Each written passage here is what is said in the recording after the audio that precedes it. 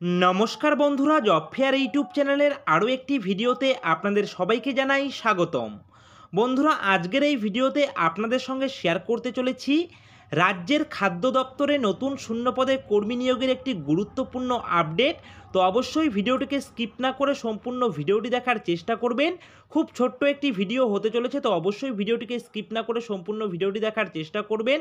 আর অবশ্যই প্রতিনিয়ত সরকারি চাকরির আপডেট পাওয়ার জন্য অবশ্যই আপনারা আমাদের এই জব ফেয়ার ইউটিউব চ্যানেলকে সাবস্ক্রাইব করে দিয়ে পাশে থাকা বেল আইকনটিকে বাজিয়ে দেবেন। তো বন্ধুরা, চলুন এবারে আমরা চলে যাব সরাসরি খাদ্য দপ্তরে নতুন শূন্যপদে কর্মী নিয়োগের সেই গুরুত্বপূর্ণ আপডেটে।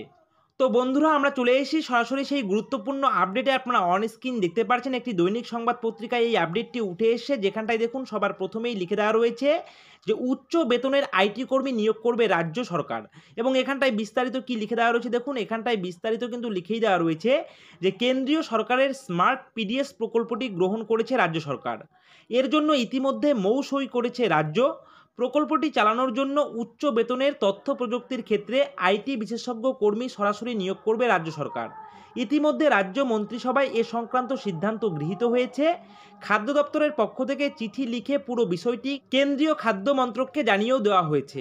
ইতিমধ্যে রেশন পরিচালন ব্যবস্থায় তথ্য প্রযুক্তির ব্যাপক প্রয়োগ হয়েছে। এই প্রক্রিয়া আরও উন্নত করতেই স্মার্ট পিডিএস প্রকল্প হাতে নিয়েছে কেন্দ্র। উন্নত প্রযুক্তির ব্যবহারে রেশন পরিচালন ব্যবস্থায় আরও স্বচ্ছতা আনা ও সংস্কারের উদ্দেশ্যে এই প্রকল্পটি রূপায়ণ করা হচ্ছে। এরপর লিখে দেওয়া রয়েছে, দেখতে পাচ্ছেন, এক দেশ এক রেশন ব্যবস্থাকে আরও উন্নত করাও এই প্রকল্পের অন্যতম উদ্দেশ্য।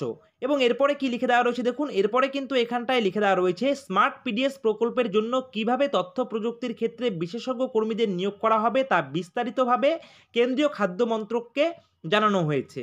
একজন করে প্রজেক্ট ম্যানেজার ও ডাটা অ্যানালিস্ট এবং দুজন করে টেকনিক্যাল সাপোর্ট স্টাফ নিয়োগ করা হবে।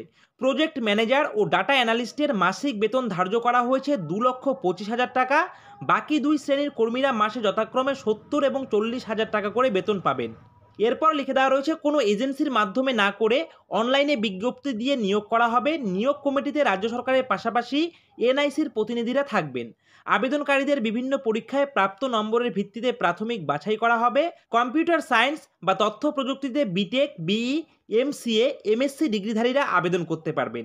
প্রাথমিক বাছাইয়ের পর প্রার্থীদের লিখিত পরীক্ষা ও ইন্টারভিউ নেওয়া হবে। তথ্য প্রযুক্তি কর্মীদের বেতন দিতে বছরে মোট কত খরচ হবে তা হিসেব কেন্দ্রীয় সরকারকে পাঠিয়েছে খাদ্য দপ্তর।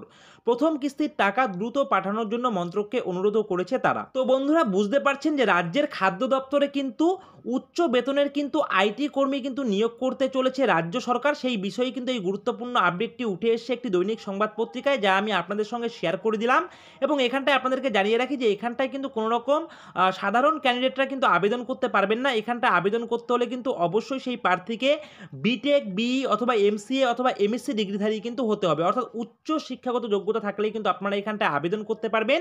এবং এই বিষয়ে কিন্তু খুব শীঘ্রই কিন্তু রিক্রুটমেন্ট জারি হতে চলেছে এবং সরাসরি কিন্তু আপনাদের অনলাইনে আবেদন প্রক্রিয়াও কিন্তু স্টার্ট হয়ে যাবে। তো যখনই এখানটায় অফিসিয়াল নোটিফিকেশন প্রকাশ করা হবে অনলাইনে আবেদন করার জন্য, অবশ্যই আপনারা কিন্তু আমাদের এই জব ফেয়ার ইউটিউব চ্যানেলে সেই ভিডিওটি পেয়ে যাবেন। এছাড়াও এই আপডেটটি কিন্তু উঠে এসেছে দৈনিক সংবাদ পত্রিকা বর্তমান পত্রিকাতে, আপনারা অন স্ক্রিন দেখতেই পারছেন।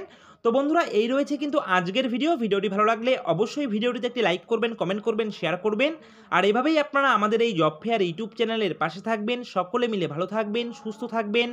জয় হিন্দ।